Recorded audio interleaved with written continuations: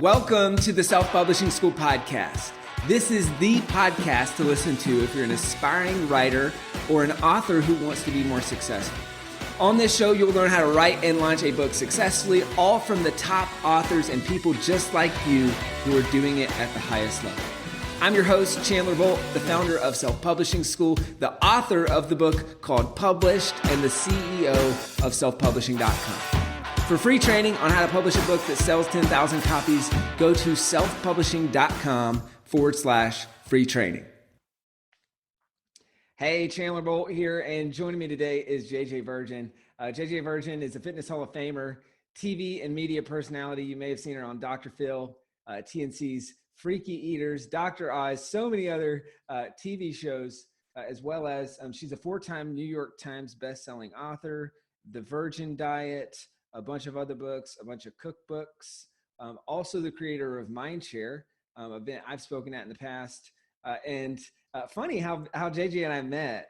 I don't think I've ever told you this story, but it was 2 great lessons in this day. So I was speaking at Traffic and Conversion Summit. It's been years ago. And I remember it was the last day. And I wasn't even thinking that, I'm speaking on the afternoon of the last day and a bunch of people had already gone home. And so I was super bummed because there were like 30 people in the room and there wasn't anyone in anyone's rooms, I don't think, that day. But I remember I'm like, I'm going to give it my all. And then right after, you're in the audience and you email me and you're like, hey, I really like this one thing that you taught. Can you tell me more about that? And I remember it was like 2 big takeaways for that. One was something we talk about all the time: bloom where you're planted. So no matter if there's 10 people in the room, if there's 10,000 people in the room, give it your all. And then secondly, was just to kind of how people who are at the top of their game are lifelong learners. And a bunch of people had gone home, but you were there and you were taking notes. I was taking notes. You were dropping just value bomb after value bomb. You were amazing. I had a great time. Yeah. Well, so that was just like, that was a really cool moment. I think looking back, it was a great piece of reflection. But JJ, super excited to have you here. Thanks for coming. Glad to be here. Awesome. Well, hey, let's kind of go back. Like, why did you decide to write your first book and why get into books? Obviously now books are a huge part of your business. They're a huge part of like feeding into a lot of what you do, but why did you do the first one? You don't even know about the first one, Chandler. No one does, because the first one taught me the all-important lesson about always having an attorney. So my very first book was because I was dating a screenwriter, and he was like, we have to write a book because he's a writer. Now, the funniest part is I graduated from UCLA with an English degree, but I do not like to write. I actually like to speak. So the way I write my books is through speaking, because, that's how my voice comes out, and then you just transcribe them, edit it, etc. So there's so many different ways we can write books, right? But he was like, we have to write this book. We have to write this book. And so we spent a summer writing this book, and it was a book and recipes. So I was cooking all these things, and we did this. And at the time, I knew the guys. I'm trying to remember the publisher for Chicken Soup for the Soul, but I knew the publisher, and they offered me, I think, $10,000 or $15,000 for this book. And I sat down with Dr. Joe Mercola, and he said, self-publish. I'm like, okay. So we decided to self-publish instead. And I signed a contract with my then boyfriend that basically gave him 50% of anything I ever did for the rest of my life. Oopsies. Anyway, that relationship didn't work out. And I then was sitting at another business event, and someone for like the 1,000th time was like, how did you get your arms? I used to always, everywhere I go, how did you get your arms? And I was like, this time I went, because I was in a business environment, that I should like do a program on this. And I had a manager at the time, because I was doing a lot of TV, and I said, I'm going to do this thing around 6 weeks to Sleeveless and Sexy. He goes, that's a book. He literally had a proposal writer come over to the hotel where I was at. She wrote a proposal. I flew to New York with him. And I remember I went out to lunch with an editor at Simon and Schuster, took off my jacket, and she said, I'll buy the book. Like that was it.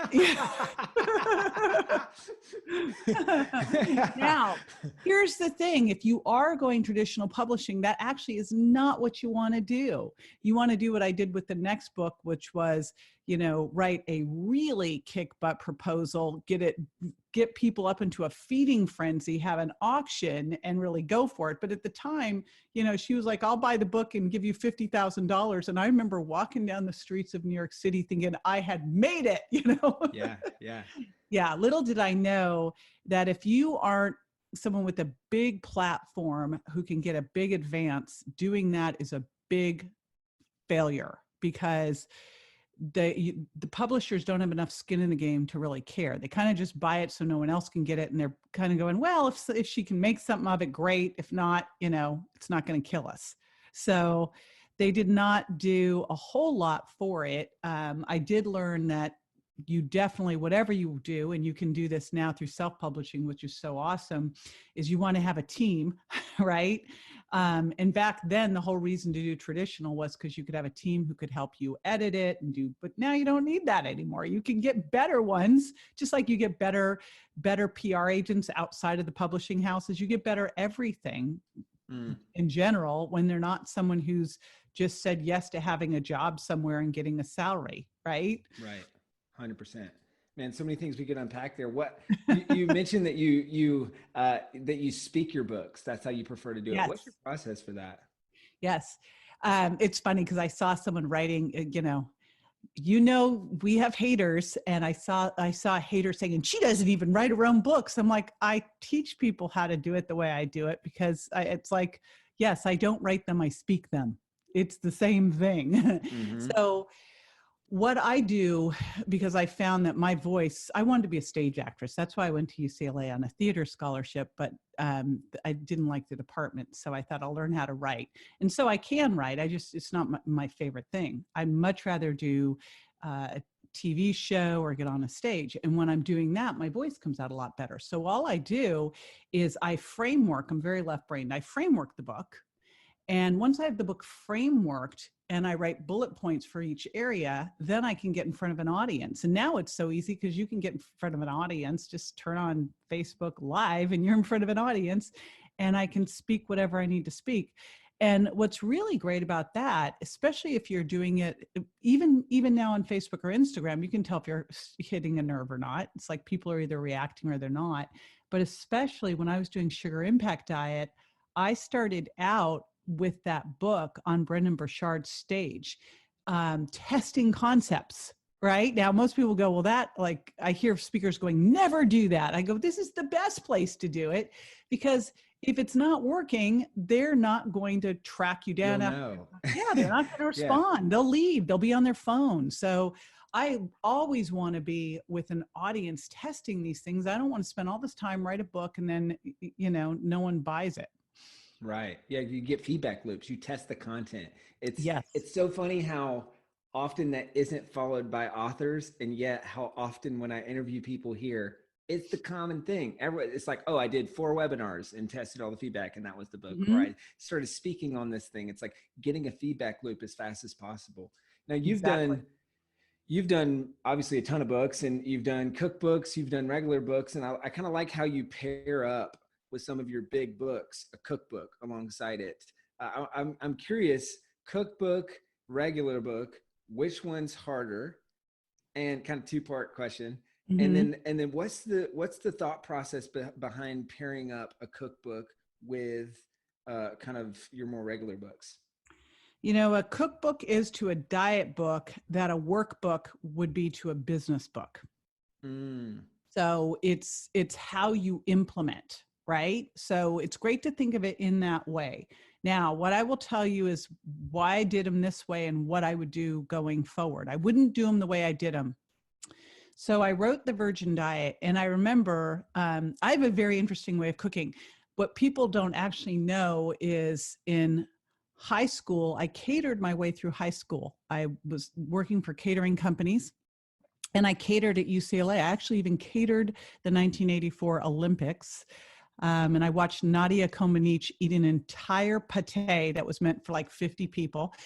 So I've always been in the cooking catering field. And when I graduated from UCLA, I was like, should I go off to Culinary Institute or should I go to grad school and exercise phys? And I chose exercise phys. So food's always been a big thing. And when I wrote the Virgin Diet, at the very end of it, they go, we need some recipes. So I just kind of dumped some recipes in there that I'd done. But my challenge with recipes is that I don't measure anything. And it's really hard to sell recipes where you throw a handful of that in. And if the texture's great, so what happened was when we sold the Virgin Diet, of course, everything that people were asking for were more recipes. And what happened, because I didn't have it ready, was that we had people writing, besides people just knocking off the book completely, writing my Virgin Diet, my 7-day Virgin Diet, my 7-day Virgin Diet cookbook, all this stuff. Someone wrote a Virgin Diet cookbook and sold $200,000 worth of that cookbook before I could get mine out. Because I traditionally published it and it takes flipping forever, right? Yes, way. Yeah. So when I sold the Virgin Diet, I got over $500,000 book advance, and which was incredible because my first book, 6 Weeks of Sleeveless and Sexy, was, I think it's had maybe 20 printings because they print like 5 at a time. So my second book, TLC Freaky Eaters, had just gone off the air after 2 seasons, which I hear now it's back on the air because there's no shows on. People are like, you're back on. I'm like, oh no, because it brings out the craziest people. You can't believe it. So here I am, I've got, I sell the Virgin Diet. Well, then we go in and we sell the Sugar Impact Diet and 2 cookbooks with it as a 3-book deal. And it was a multi-million-dollar deal. Amazing. But what I realized with that is cookbooks on their own, unless you're, Barefoot Contessa or something, or Paula Deen, it's not your thing. It's more like a workbook would be to a business book. And what I should have done is I should have been ready with the Virgin Diet, and I should have self-published right after it published, say like 3 months afterwards. I should have self-published my first little cookbook of 50 recipes, and then done Virgin Diet desserts, and then done Virgin Diet goes Italian, and Virgin Diet goes vegan, and Virgin Diet goes paleo, right? Because I could have done that easily and kept everything alive. And so if I had to do over, that is absolutely what I would do. But it took us a year. It took us a year to get this. Go ahead. Self-publish, and why do that 3 months after the main book? What's your thought process? Oh, so that Amazon keeps loving up on you, so that I do the Virgin Diet, it kind of gets its thing. Virgin Diet actually was 26 weeks on the New York Times. So it was staying up and up and up, and it's kind of resurging right now again too. Probably because everyone's just destroyed their gut. Flour sales have increased 600%, which means everyone's going to have leaky gut from all the wheat, and then they'll come back to the Virgin Diet. So go me. But so what I love to do is do something that's going to get Amazon something new and exciting to get them pepped up again, right?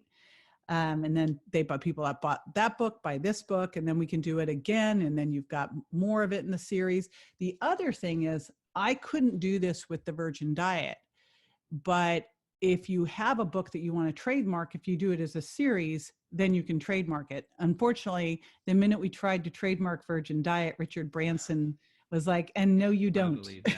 Yeah. And so that's probably why I was going to ask that, actually. That's probably why someone was able to come out with that knockoff, like My Virgin Diet, sell 200,000 copies, because that phrase was untrademarkable.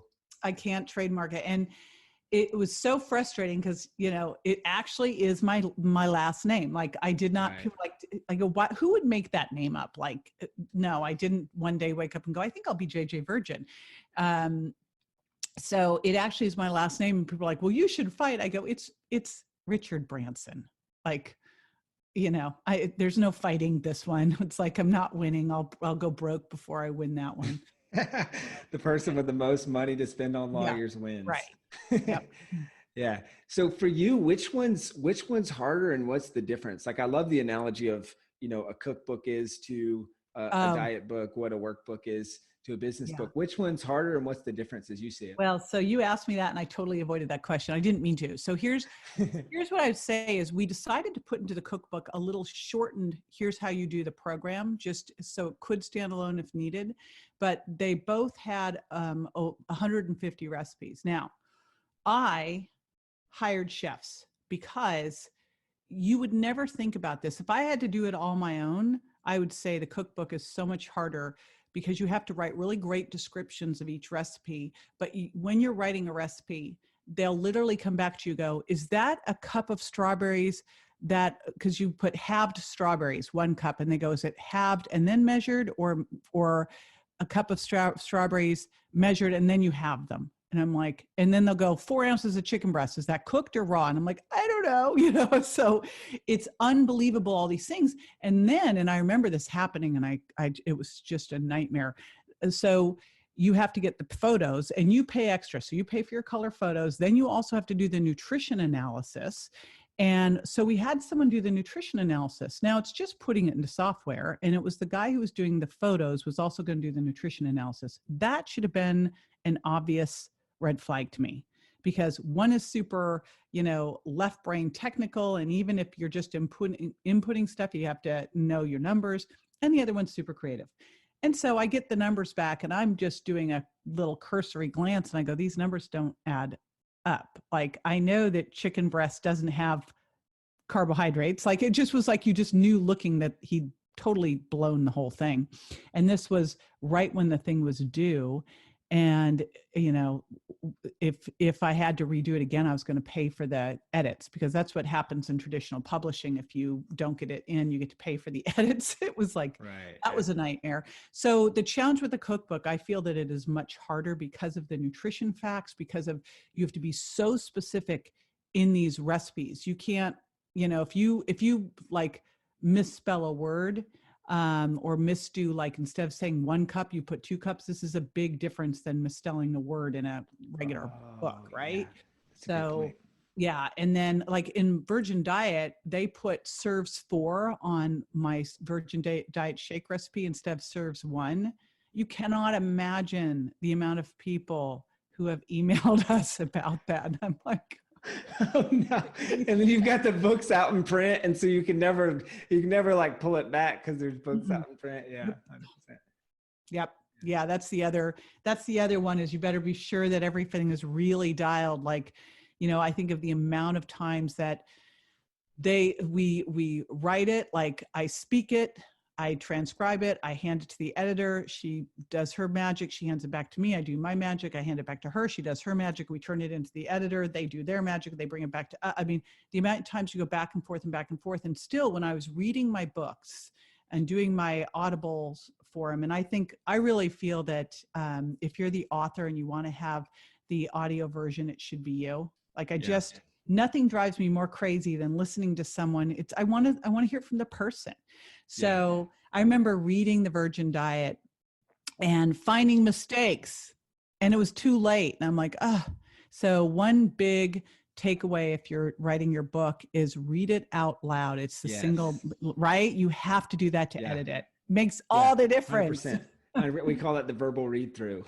And actually, but I think the big thing is actually read it out loud as if you were reading the audiobook. Not read it to yourself, read it out loud. No. The difference is your brain will fill in the words. Yeah.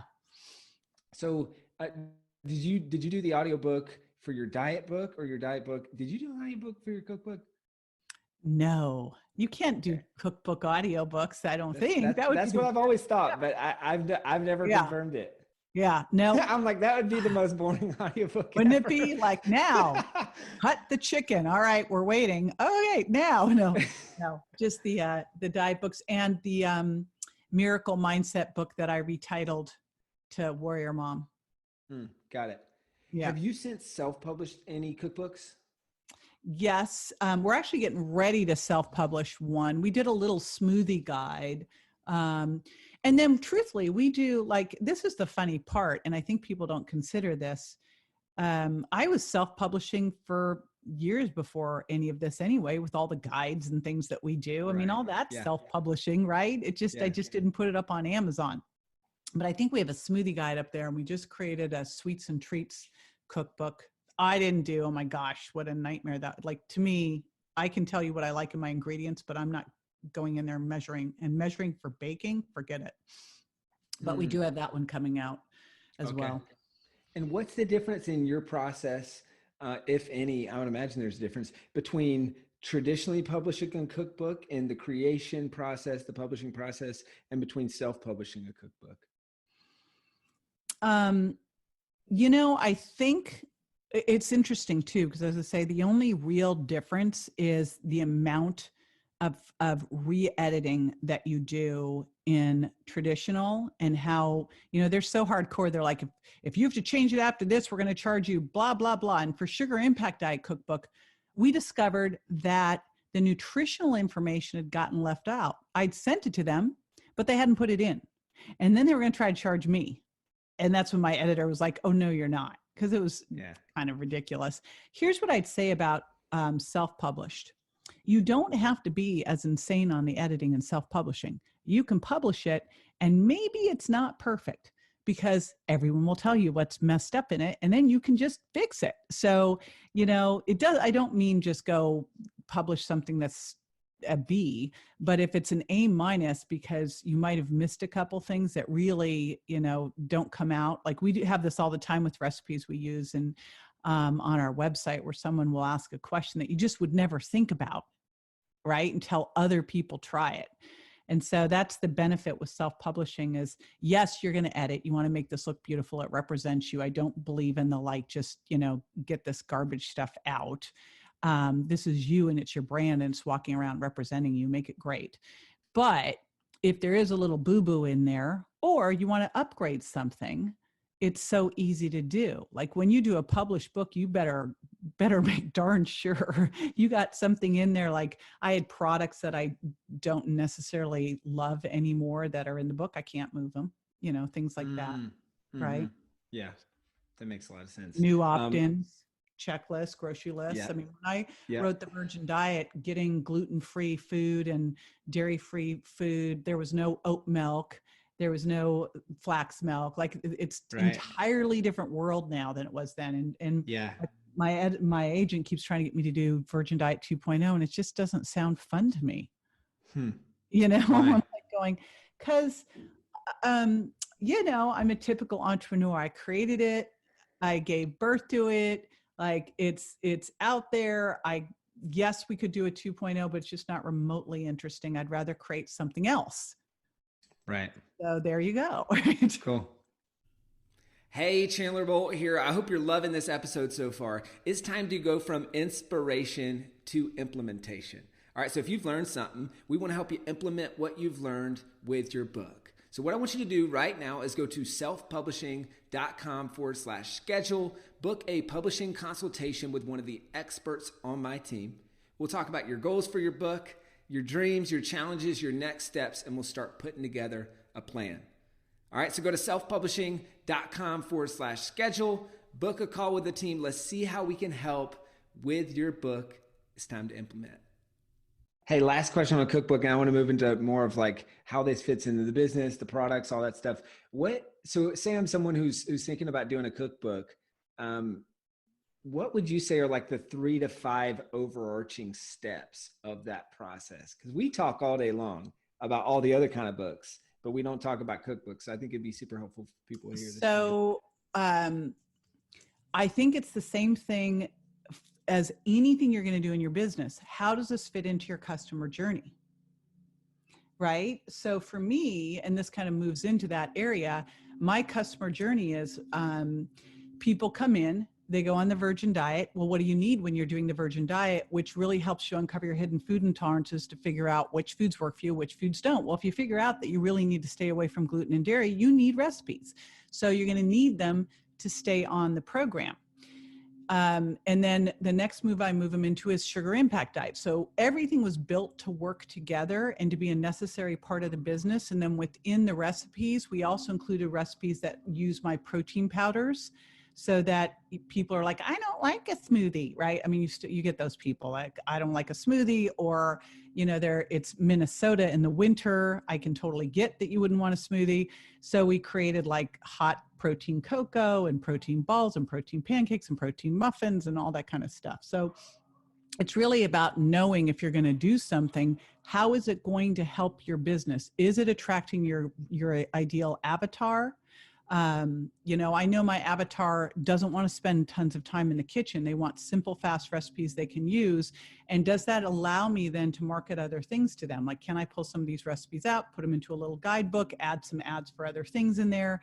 So that's what I would tell you is, if you want to do a cookbook, how does it fit into your business? Or is your business, are you going to be someone whose whole business is selling recipes and maybe having sponsors from different spice companies and pots and pans companies or whatever? So that's the first piece of it. The second piece of it is, here's what's great about writing cookbooks, is you can write off your food. Seriously, you can write off your food, your cookware, part of your kitchen, so I mean, that's what's it's a great tax write-off.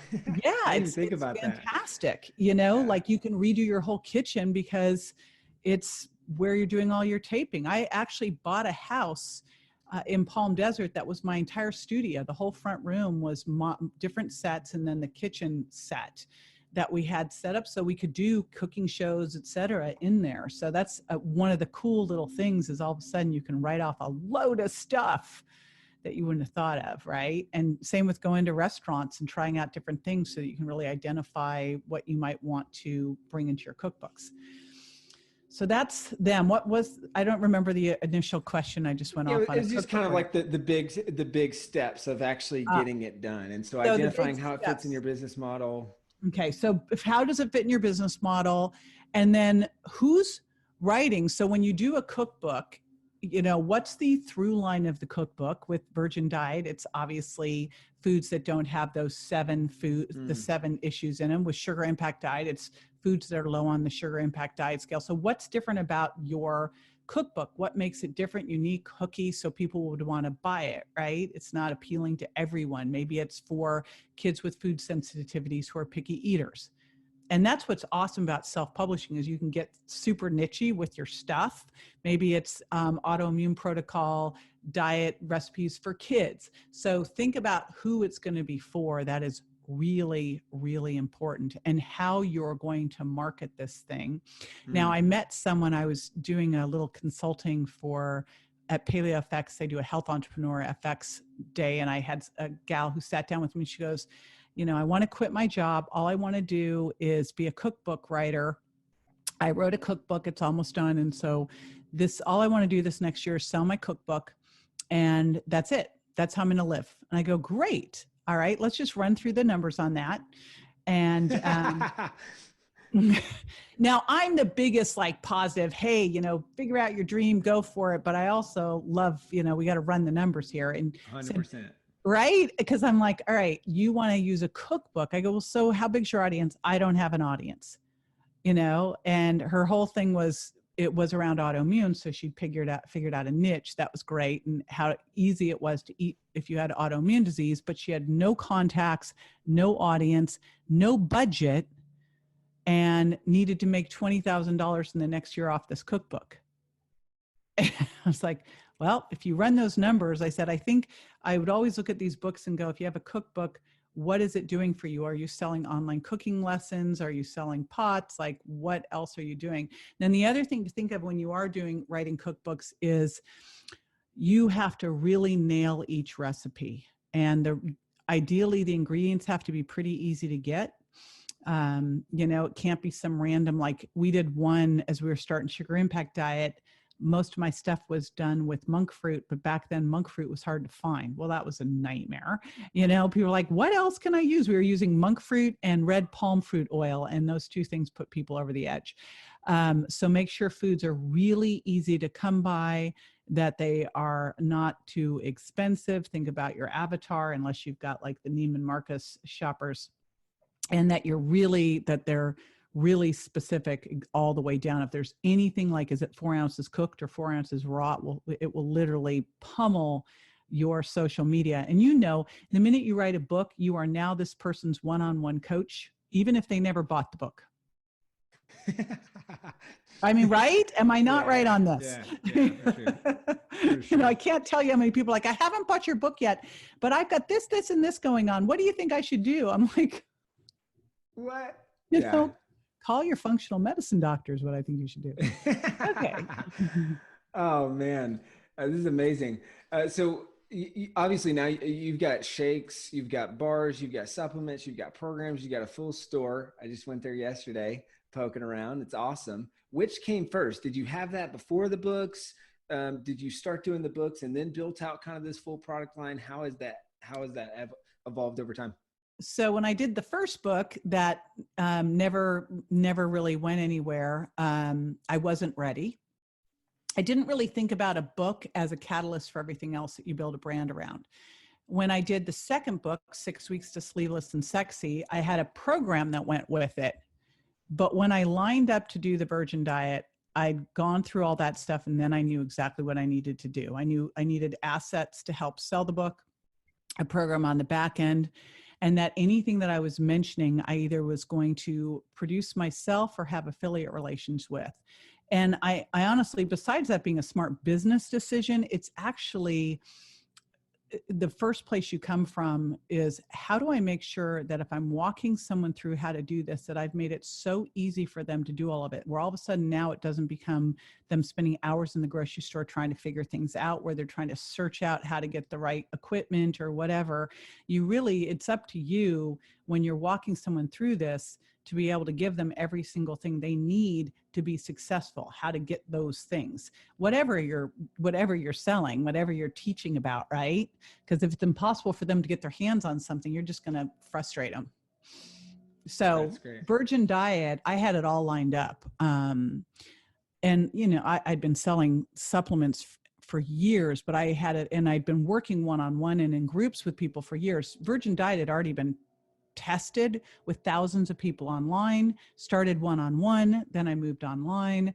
And, but I had created my own shake because I couldn't back then. There were not really good shakes that didn't have one of the 7 foods that I didn't want people to have. The shakes were delayed. So the book launched and the shakes launched 2 months later, which drove me crazy. Yeah. Because I was like, because we had so much massive hits right from the start with public television and an online book launch. And I lost 2 months of sales, which probably was $1 million, $2 million right there. But then when we did launch, I remember we launched, and I was on Rachel Ray and the Today Show and did the shake launch all in the same week. And we sold out of $500,000 of shakes in like 3 days. And we had so many I didn't have a customer service center or anything set up. I had one person who would answer email. Oh. And I was in the hospital with my son, who was, recovering from a coma that had happened a month before the book came out. So I was in the hospital pretty much during all this, or flying to a TV thing and coming back. So I'm in the hospital and I get the call going, we've got 300 emails that just came in. So like within a matter of a couple of days, we had 3,000 customer service inquiries, because the company that was selling the shakes for us, even though I told them what was going to happen, they were not used to selling to consumers. They sold through doctors. And when we got all those orders, they weren't ready. Oh. And it took weeks to get the products out. And we didn't have a customer service department. Like it was, and I'm sitting in the hospital and I'm like, we built a customer service department overnight, like literally. Yeah. Yeah. And how does that differ from what you have now? I mean, have you guys brought all that stuff in house? Are you still working with an external partner? Like, what does that look like on the back end for the physical product side of things? So I played around with a lot of different things on the physical products and how best to do them. And I had a relationship of 20 years, and one of the people I trust more on the planet than anybody. The challenge in supplement world is that there's a lot of stuff out there that's just not that great. And I'm playing the long game. I want people to use this stuff forever. And so there were very few things that I would use, right, that were the quality I wanted. So I finally settled on the company that I'd known forever. And what was great about them is they have four distribution centers and 2 manufacturing plants. So they were able to do all this stuff and put in my like gifts with purchase and stuff in their centers. And they actually did all that for me. And we built a whole program around it for other health entrepreneurs to be able to do it too. So that's how that all, and then they ended up buying my brand and bringing it in-house. So my IP is in one holding company, and all of my consumer goods and everything else got sold over to them. And is that, I'm guessing that's a licensing deal? It started as a licensing deal, and then it's set up kind of as a licensing deal and buyout. So it's a little bit of a complicated deal, but it allowed them to also add a consumer line to their professional brands that's now expanding into a whole new area for them. So smart for them too, because when you look at company EBITDAs, I've always been someone who never puts my eggs in one basket. I like to have multiple monetization streams. I think it's super important for you to do. And so I always had I had my business stuff, and then I had my IP, and then I had my products. So for them, it allowed them to have their professional brands selling through doctors and a consumer brand. So it gave them more variety, different income streams as well. So good for all of us. Yeah, that's super smart. So you talk about multiple income streams, and what does the path look like? How do you take someone from buying a book, buying a cookbook, to other products? And what is that kind of whole ecosystem looks like? It sounds like maybe they buy the diet book, which will introduce them to some of the physical products. And then maybe also the cookbook is a workbook style for that. Yeah. But what does that ecosystem look like? And what are the other things beyond the physical products that kind of flow into from a business perspective? I just love books more than anything else, because I feel like if someone picks up your book and reads your book, first of all, I wrote the books, I write all my books. They're super simple to follow and easy to share, because I want people sharing them. I mean, as you know, the biggest reason books sell is word of mouth. Now we have to do a whole lot at liftoff to get word of mouth to go. It's like the airplane burning off 90% of its fuel at liftoff to get to the other side.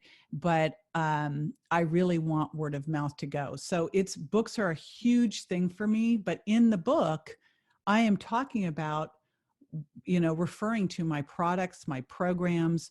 Now, when I wrote Virgin Diet, they were it was back way before when Tom Brady wrote TB12. He kind of changed the industry for us, because to me, TB12, his book, I don't know if you've looked at it, but it's a book that just sells all his products. I mean, it's just like a product catalog. And I was like, cool. Yeah. Any editor who's published, because the publisher's like, you can't say all that stuff. And I go, Tom Brady did, So he kind of shifted the industry a bit, where we used to, if we put our products in, we had to put other products in. I mean, we put opt-ins in, but I see the book as your small soldier that can go around and do the work for you, as a way that makes you credible and different than other people, right? I mean, when you have a book, it's like you're real, especially with so much stuff online. There's something different about someone who has a book.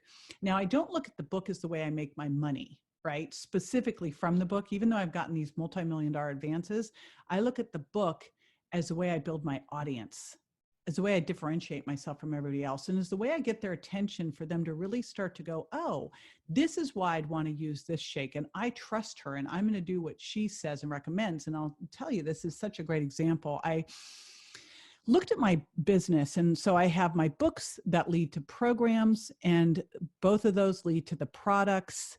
And then I also have my Facebook groups and podcast and all these things to support.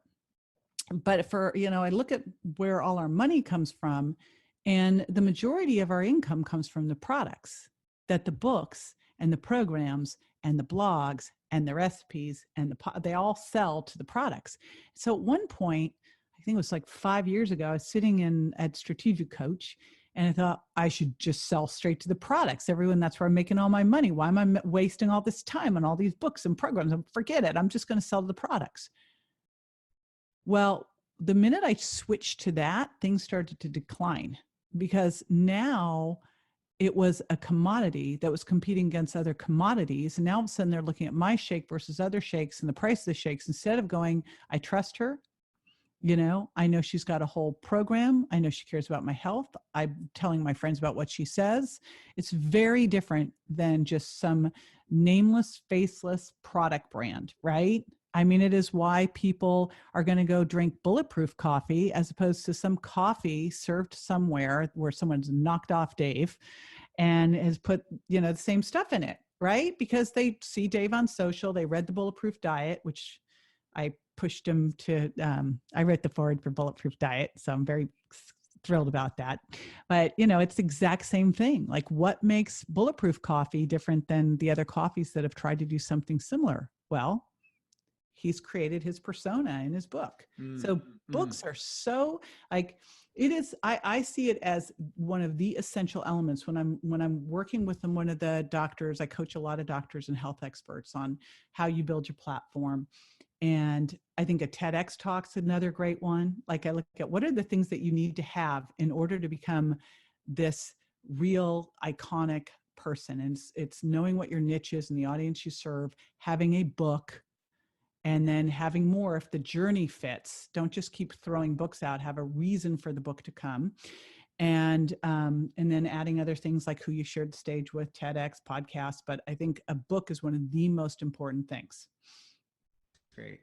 And I think, it's interesting how you're talking about like teaching the methodology, and the products are a part of that methodology. And it's almost like the brand, the ecosystem, the whatever you want to call it, like rises above the product and keeps the product from becoming a commodity, which is super. Right. I mean, it's using content marketing and it's using branding. It's using all these things to kind of probably expand the price elasticity that people are willing to pay, but also the loyalty to the brand. Exactly. It's interesting. We, this last year, really didn't do much to build new customers. And yet our income stayed stable because we have these customers that just don't leave. They have been loyal for years. Now, that is not a business model to follow. You've got to also build new customers, which we're back at doing. I was like, guys, hello. But most people are so focused on customer acquisition. And if you just took some of that attention and put, how do I really build a raving fan? How do I build someone who has, that I've said things in my books, in my interviews, on my website that are shareable, that make it easy. I mean, it's easy for people to pass on my information and share it and share the concepts. So other people will become curious and start to trust what I have to say and want to use what I recommend because they trust me. Yeah, that's great. Have you read any of Joey Coleman's stuff on Never Lose a Customer Again? I'm in mastermind talks with Joey, and this is, it's like I keep writing down, like, I need Joey to speak to our crew. It's like, so now you're reminding me again, and I'm writing it down again. Well, so, I mean, obviously this is something you already excel at. It's, we did Never Lose a Customer Again as a company book club at Self-Publishing School. And he's been on the Self-Publishing School podcast, and it's so good. I know, I've heard he came in and did a Q&A with the him. team. It's like one of their favorite of all time. After the book club, like it's really, really great. Okay. We're in the home stretch here. Lots of notes then. So what, final couple of questions. You were talking about coaching a lot of health experts and how a book is super important. Like, when do you think makes sense? Because I'm sure you get asked this all the time. It's like, hey, should I do a book? Should I wait?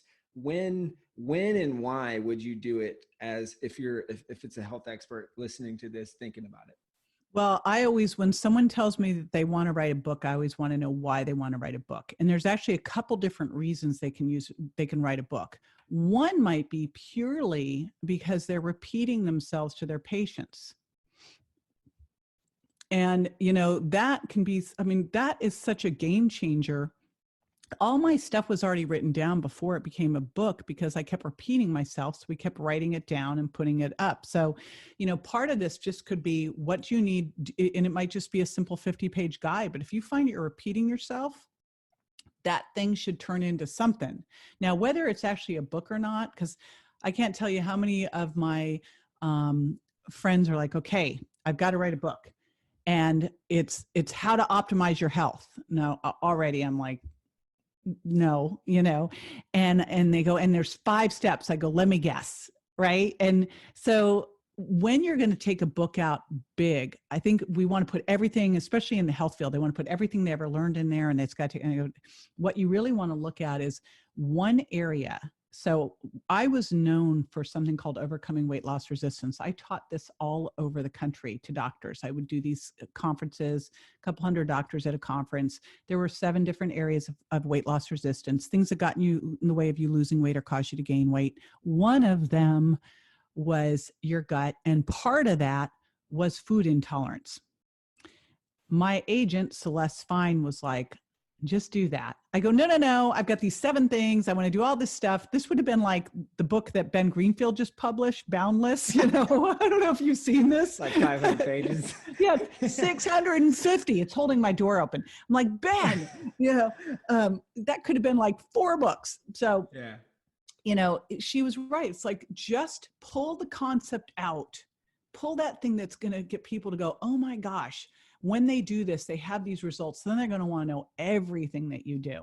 So that's the other key thing, is that that stuff. Hey, that's a program. That's awesome that you've got those 5 steps. We all do. But put that into a program and look at the thing that you could pull out that could become something that, as people go through it, they see possibility. You help them, with that first part of the gap of where they are and where they want to be. They've got some possibility, they get a win, and then they want to go all in with you on everything. So when you write a book, when you know what that thing is, now the challenge is most of us have that thing, but we don't know that we have that thing because that thing's right under our nose. Like, I didn't know I had that thing. My agent was like, that thing. I go, no. It's there for most people, but that's where you really need a coach or someone to see it and find that piece. So probably whatever you're doing right now, there's a piece of your thing. I mean, just look at Russell Brunson and all the books he's written that just pull out a thing. He doesn't try to write like how to build the entire funnel. It's like, here's list building. Here's, here's the expert thing. It's like piece by piece by piece. So think of that too with what you're doing, is what are you doing that you're known for, that people come and talk to you about, that you would sit and talk at a party about, whether you got paid to do it or not, that you read everything about, that you have a different take on, and you also have some unique ability and credibility around that you could write about. That's your book. If you've got that, do that. And if you're thinking, oh, I should get a big publisher, blah, blah, blah, in New York Times, I always want to know why on that, because quite often it's just purely for significance. And, there's a lot of ways we can do that. But just because you self-publish doesn't mean that you can't ever sell that to a traditional publisher if you choose. But gosh, now, during this time when we're in our houses that we're recording this, do you think there's even beyond the bookstores and airports? I just wonder if we'll even have bookstores anywhere else anymore. It's going to become like basically, Amazon and airports. And I don't know about you, but I'm like trying to minimize my airport travel. It just doesn't sound very fun. The thrill of that is gone. So, I mean, so there's one of the biggest reasons to go with the publisher was to get someone who would buy your books up and put them in all these places. But now that's gone. So 100%. Okay. Hey, final question. What, knowing what you know now, obviously doing multiple books, doing diet books, doing cookbooks, doing more traditional books, like knowing what you know now, for the other, the other JJs of the world that are listening to this, watching this from, like if you were to go back before you wrote your first one, what would be your advice, kind of party piece of advice for those folks? Never sign a contract without an attorney would be step 1. And I love Pat Flynn's Will It Fly? I think it's super important before you write the book to, see if it passes the Starbucks test of you're talking about something in line and someone goes, what'd you just say? Does it pass the, I spoke about it on a stage and people followed me out? Is it the thing you're obsessed with? If it is, man, write the book and do not get yourself all worked up that this has to be the end all be all, your tome that will last through history. You're going to write the next love languages or what, just get the book out, because just the process of that first book I wrote with the person who tried to own me for the rest of my life, just that process allowed me to do the next book. And that book, that process and going through the campaigns and stuff were how I was able to do the Virgin Diet. Rachel Hollis said this in an interview. She goes, I didn't wake up one day out of nowhere and write Girl, Wash Your Face. That wasn't my first book. Mm-hmm. So I think we look at someone and go, oh my gosh, I can, it's yes, you can totally do these things, and it's a journey, but journeys don't happen unless you take the first step. So just take it. Love that. Love that. It's the whole takes 10 years to become an overnight success.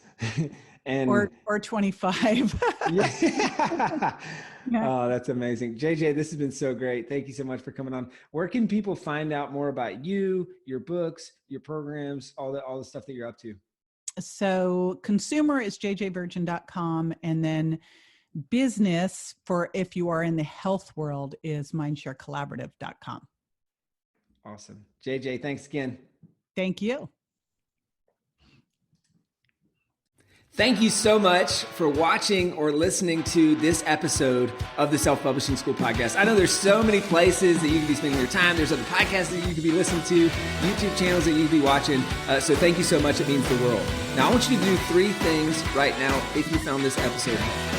All right, number 1, I don't know if you know this, but we've got a YouTube channel. It's a companion channel to this podcast. All the video versions of the episode are on the YouTube channel. So number 1, subscribe to the YouTube channel. Number 2, if you're listening to this podcast wherever, whether this is Spotify, Apple Podcasts, number 2, I want you to subscribe to this podcast right now so you don't miss a future episode. And then number 3, this is probably the most important, leave a review on the podcast. All right, reviews are super important and help this podcast get discovered by other people. So number 3, leave a review on the podcast. Thank you so much. I'll see you in the next episode. If you're on the fence about scheduling a publishing consultation call with my team, maybe you're not quite ready for that, I've got some free training that I think will be really helpful for you. All right, all you have to do is go to register to sign up. Go to selfpublishing.com/free training. When you do, you're also going to get a free digital copy of my new book published. And on that training, you're going to learn the next steps, so how to implement with your book. So how to write, how to publish, how to launch successfully. So go to register right now at selfpublishing.com/free training. I'll see you there.